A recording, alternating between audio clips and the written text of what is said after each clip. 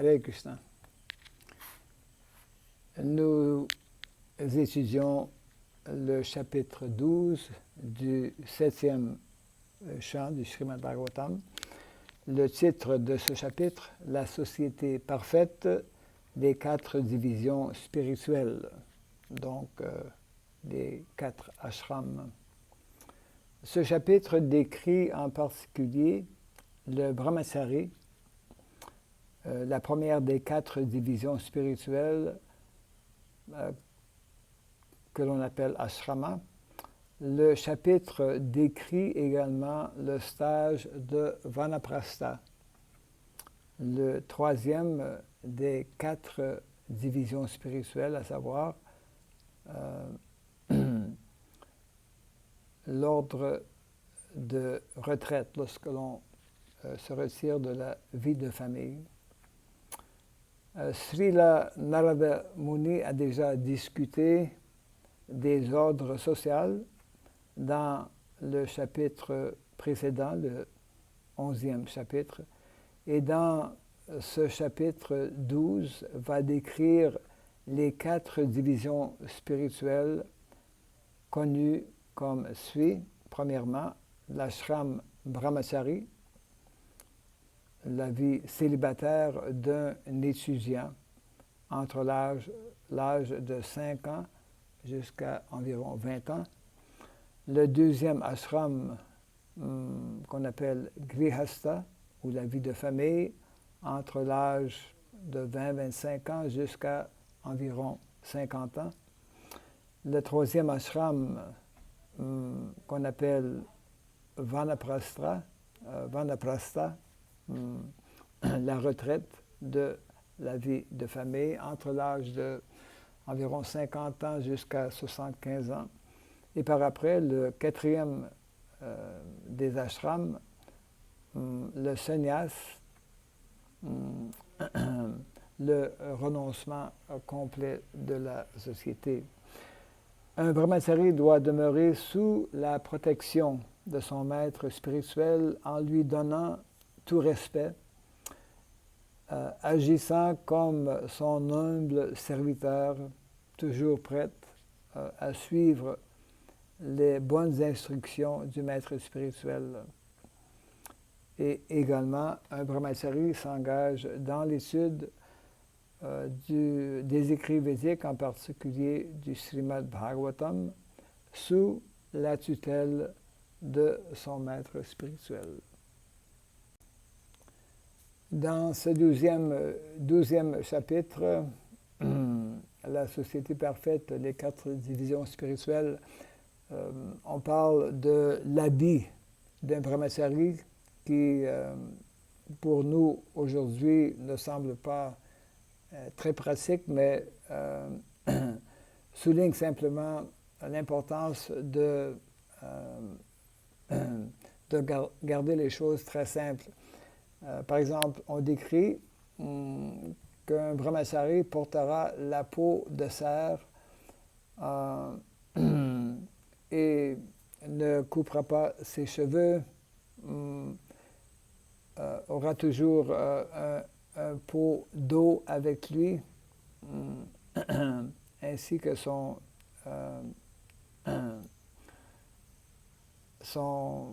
fil sacré. À tous les jours, il ira de porte en porte pour recevoir des donations et toute donation qu'il recevra, il va les donner à son maître spirituel. Un brahmachari également n'acceptera que de la nourriture sacrée offerte au Seigneur, qu'on appelle le prasadam. Et si le maître spirituel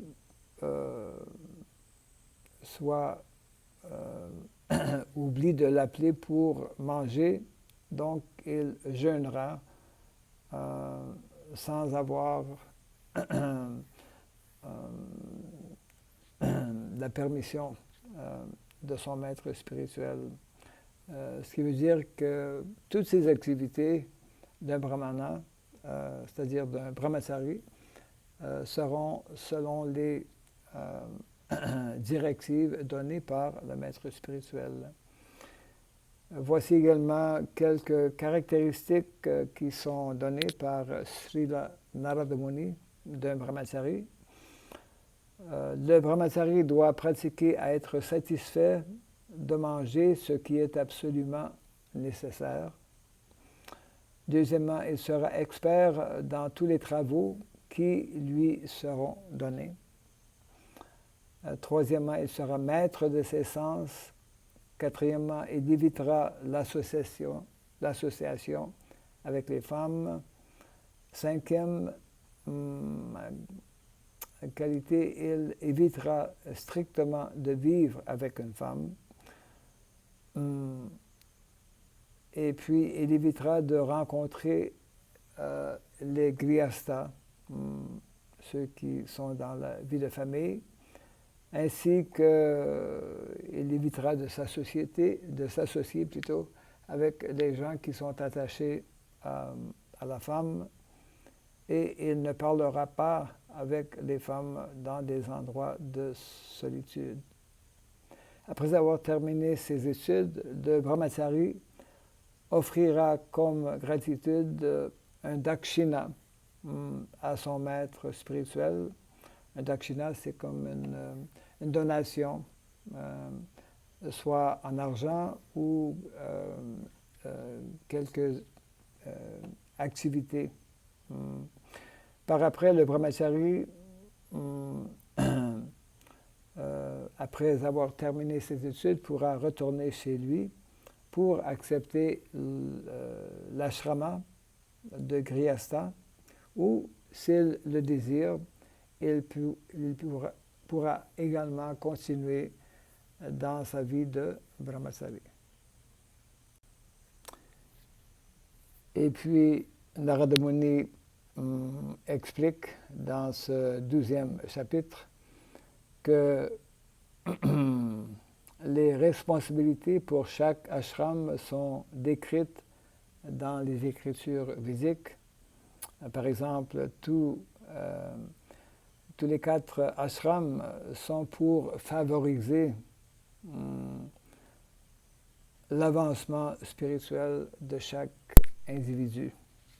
C'est-à-dire que du début de la vie jusqu'à la fin, du premier ashram de brahmachari jusqu'au dernier ashram de sannyas, le but est le même, c'est de s'épanouir spirituellement.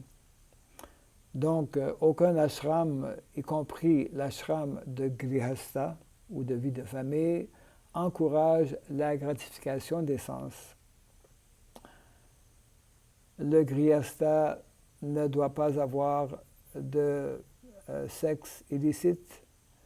Les écrits védiques très clairement décrivent ou expliquent que la sexualité dans l'ashram grihastha est avant tout pour la procréation d'enfants qui deviendront conscients de Krishna.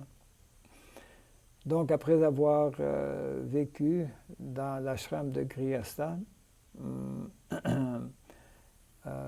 vers l'âge de 50 ans, comme on le disait tantôt, l'homme et la femme vont se retirer de la vie de famille et accepter l'ordre de Vanaprastha. Et Narada Muni explique un peu quelles sont les activités d'un Vanaprastha. Un Vanaprastha ne doit pas manger de grains et ne prendra que des fruits mûrs sur l'arbre.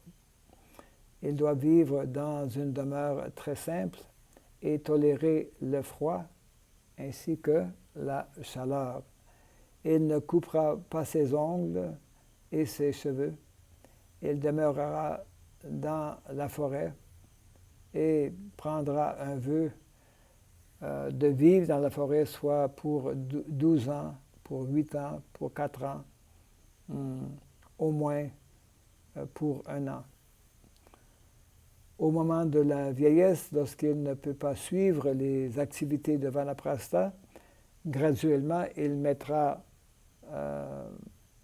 fin à toute activité, arrêtera de manger et ainsi quittera son corps. Ce qui veut dire que l'ordre de Vanaprastha est avant tout pour se préparer à quitter ce corps matériel et donc à pratiquer différentes austérités. Et c'est une période également où une personne peut s'engager dans différentes activités de prédication.